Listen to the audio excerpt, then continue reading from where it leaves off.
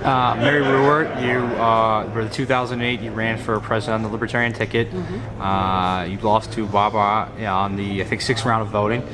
This time, you are working as to help your former campaign manager Lee Wrights, who's running against another former Republican, That's right, Gary Johnson. What do you make of the sort of recent trend of Republicans running in the Libertarian Party? Johnson's certainly not the first. Well, I think that there's at least in the case of Gary Johnson, there's clearly, he clearly had a concern. He wasn't seriously considered by the Republicans, so he came to the Libertarian Party.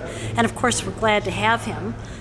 But as far as our presidential candidate, I think we should have someone who knows the party and who's a standard bearer for the libertarian philosophy.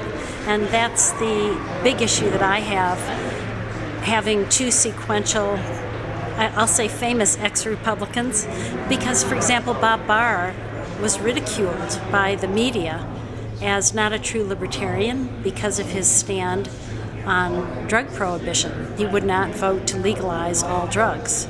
And I fear that Gary Johnson may have the same problem because he wants a revenue-neutral fair tax, which means that he is the first of our presidential candidates that will ever be refusing to call for a tax cut, a massive tax cut. You know, our presidential candidates in the past have said things like, let's get rid of the income tax and replace it with nothing. So if we have two cycles of presidential candidates that deviate from the standard libertarian message, I think we're going to confuse our public as to what our brand really is. And that's the big issue that I see. And that's one reason I'm supporting Lee Wrights, because he is a very principled libertarian. We don't need to worry that he's going to come up against the news media and back out of the libertarian message. You know, he will be true to it because he's been a libertarian all his life. That's all he knows how to be. Mary Ruwart, do you see any parallels between your race with Bob Barr and Lee Wrights' race with Gary Johnson? Well, I see it's actually a little bit of the same issue. In other words, shall we put somebody at the top of the ticket who has more name recognition than libertarians normally have? And are we willing to sacrifice our principles or go Republican light or something like that in order to get that trade?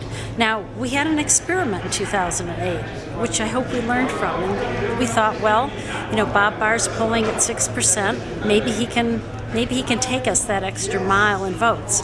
But as it turned out, he only got 0.4%. And what we found out is his biggest vote total was 1.1% in Indiana. And that just happened to be the state where we had more libertarian candidates per capita. And in Texas, he got 0.8%, the second largest state in terms of having numbers of libertarian candidates per capita. So what we found out in 2008 is that our presidential nominee rides the coattails of our affiliates, not the other way around. And in Louisiana, we had another really great experiment in 2008 because Ron Paul was the only Liberty candidate on the ballot.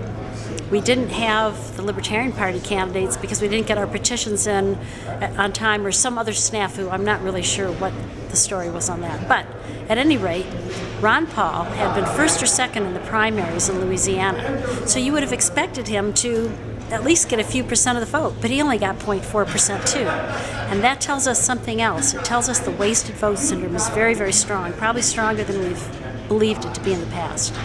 So the moral of this story, in terms of your question, is that we aren't gaining anything by having a famous person at the top of our ticket in terms of votes. And we may be losing a lot if that person does not give a strong libertarian message. We finally have reached a place where the libertarian word is a household name, and people know what we stand for. The media knows what we stand for. So if we back off of our brand now and are less radical than, for example, Ron Paul, who's running as a Republican, we're going to lose our identity. At least that's my fear.